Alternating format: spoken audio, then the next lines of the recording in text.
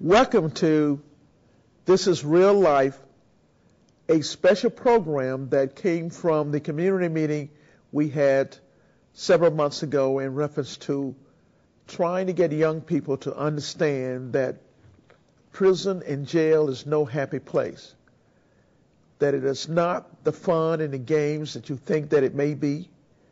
And if we can deter several young men, because I like to think that more than one would change their minds in the direction of their life if they knew what they were in store for. For every action that we commit, there are consequences. And that is what we're trying to get young people to understand. There are consequences to your actions. And today we have a special group of guys who are here to talk about what jail is really like, what prison is really like, and do you really want to go there? And I want to introduce my special guests, starting from my far left, Willie Shannon, Andrew Blake, Karis Dukes, and John Taylor. They're going to tell you about things that they know, not by what things that they've heard, but things they really know. And hopefully it will help someone change the direction they're headed into. Let me ask a question, and I'm going to ask each one of you to respond to the question. What did you go to jail for? Will? Well, I went to jail for, the first time I went for robbery, kidnapping. Second time I went for murder. Andrew? The first time I went was on a drug charge. Second, third, and fourth time was on drug charges. Then there was a time of possession of stolen property. And my last and final time was another drug charge that I was through. Karis? I had 2 counts of VOP. I had a possession with delivery intent to sell, and I had another possession charge, and also I had uttering a forged instrument. Okay. John? First time I went was for armed robbery. Second time was for grand theft auto. Third time was for grand theft, and the fourth time was for possession of cocaine. The question is, if you go the first time, why go the second time? Why come out and do the same thing over? Comes from the thinking process. Because of the thinking process, try to fit into a society that are called misfits in a sense. Because you it's not coming from your home bringing or your upbringing, because I was brought up in a good family.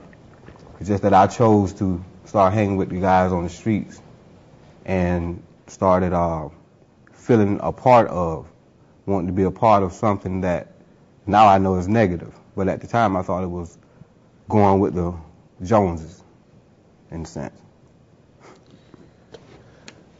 Do you think that no one's going to catch you is why you end up doing certain things? I wouldn't think that. I just think about it's just trying to be sneaky, I suppose. You just try to be so sneaky. I don't even know.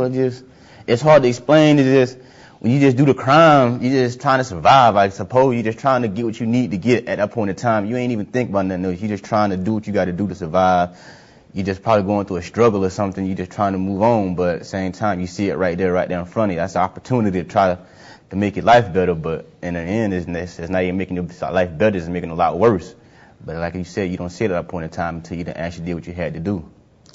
Andrew, you have not experienced the Charlie West Hotel or the dungeon, but you've had plenty of experience. Yes, I have. Volusia County Correctional Facility in Daytona Beach. It's a jailhouse, like he was saying, and it's 16 men in a cell, and two of those cells has one man. But then the jail changed, and they started put an extra bunk in the cells that had one bunk. Then there were extra bunks put in the day room where there was only one TV. We used to walk to the child hall, to the cafeteria. As time progressed, they changed that and started feeding you within the cell. You never went out the cell except for 1 hour for rec. And it was no fun. I didn't enjoy it. But as you was asking them about you didn't care, why would you go back again? Right. Because you lose all the respect. You know, you have that don't care attitude. You know, it was all about you. You had no concern for the repercussions of what you're doing. You don't think about that. It's all about survival. Do you think that you are smarter than or sneakier than the person you think that might catch you? No, you just figure you're going to do this, go on about your business. There's no concern for the consequences. And I remember this little boy passing by my house all the time walking. You've done time. What were your thoughts when you did the things you did? Well, really, when I did the things I did, well, my time spanned more when the two gentlemen on my far left, probably wasn't born. So Charlie Wells wasn't heard of. We was dealing with Roy Bate. Yep. And when we went to jail then, you know, it was jail.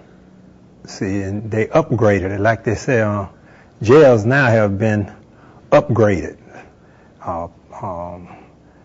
popularized. They've been made something to do now. It's, you know, a lot of the jails, you got TVs. We didn't have TVs. You got telephones. Wasn't no telephones when I went to jail. You know, you didn't get a telephone call every day, go to the telephone. And jail was really looked down, the families was looked down a lot different when we went to jail. You was like something bad or you was scorned. Today, jail is a little more glorified. And it's glorified from TVs and different peoples that really is not criminals. They are just actors. And peoples that rappers is rappers making money. And they're making it off of peoples that see the music and they love music and they think it's fun. But jail is no fun. It's never fun when someone else controls your every move. See, when when a man controls your whole body, when people walk in your cell, anytime they want to and tell you to spread your cheeks, bend over and touch your toes, anytime they want to do that. When a man want to come and tell you, let's go, you don't know where you going. Any time of night. I've sat in the jail and I wake up at night. He would know. He did Fed time. I did federal time too. I was in Lombard, California. And I woke up and it's about 20 guards. You can't even see them. They call them the goon squad. You don't know who it is. And they said, we are moving you. You don't know why you're moving. You can't have no contact with nobody when you're in transit in the feds. They call it diesel therapy. They put you on a flight. And you might fly for 6 months. You can't call your family, nobody, just because you might have said something wrong to a guard, or you might have was hanging with a crowd they don't like. So, but everybody out here, they see prison, man, you go and you come back out, and they on the phone, they calling their boys. But it's rough. I mean, real rough. And any man, it's have to be, you can't have no education period. And that's the only thing that can, knowledge. If you don't have knowledge of what's going on today, you keep repeating prison and lack of knowledge. And that's why I see that schools and People like yourself, counselors, people that's on the beat. See, you don't, I see you, they say, Gwen Brown is a city councilman. But see, you's a beat walker. You go to people's houses. You sit up under the trees. See, that's where you met me at a fish stand. Me and my little boy was getting a fish sandwich. That's how you met me. Other than that, you probably wouldn't have saw me. And I agreed to come here. But prison, I look at my young brother here. He did about 10, 11 months. 9 months. I did 5 years in a one-man cell. He know about it. 5 years in a one-man cell. Came out 1 hour a day. That was in Leavenworth. Not Fort Leavenworth. That was for the military. I was in Leavenworth, the one that Michael Vick was at. And we come out. But these people, whenever, I'm talking about, just like me and him might speak today, and he might even say, what's up, Black? Man might not even like it, just because I call him Black. Yeah. Or what's happening, partner? What you call him partner for? Whatever. And they roll in on you that night. Make you touch everything in the cell. You don't hear it out here. They don't tell the stories. They beat you close to death. They have what they call, they come in with a camera. And they'll tell you to cuff up. And they got the cameras rolling when they tell you to cuff up. Yeah. But then if you say you refuse, they cut the cameras off. They cut them back on after. But they beat you about to death. And anybody out here talking about going to prison, believe me, I don't want to see them. I don't want to be around them. I don't want to talk to them because I know that they're mentally disturbed. They're crazy. You got to be crazy to want to go to a place like that. I've really done it from both sides of the table. I'm an ex-heroin addict, 20 plus years.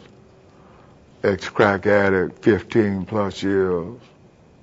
And right now I'm working on 5 years of sobriety. And